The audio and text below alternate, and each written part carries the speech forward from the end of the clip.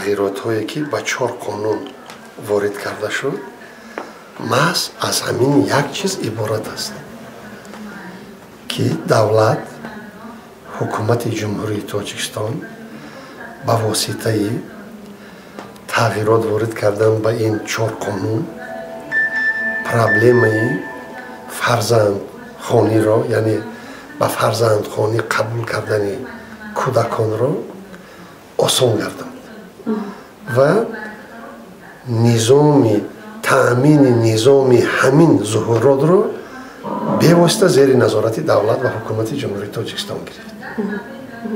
اکنون طبق تغییرات های وارد شده نظامنامه ها ساخته می شود.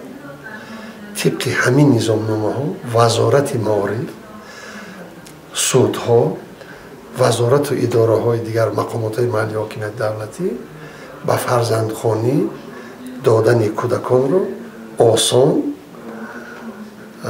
حل و فصل میکنند. دیگر شهروندها سالها نوبت نمیپویند. عامل های سوبیکتیوی، عامل های بیروکراتی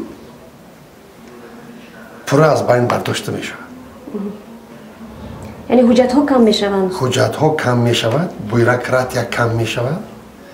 از تبار گوناگون وابسته بودن همین مسئله از بین می رود.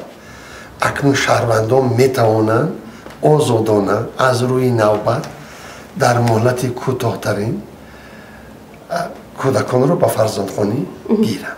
از طرف دیگر شخصانی که سالم نیستند، مبتلای بیماری های معین هستند، حقوقی کودک به فرزندخوانی گرفتن ندارند.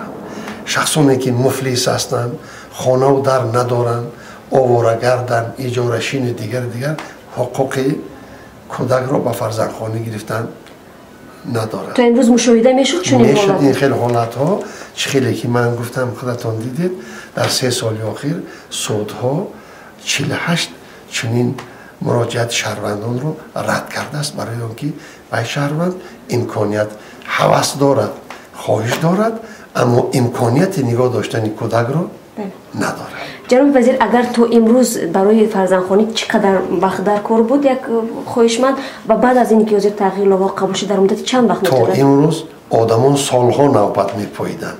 امروز در مدت کمتر از 1 ماه میتواند فرزندخوان گیرد.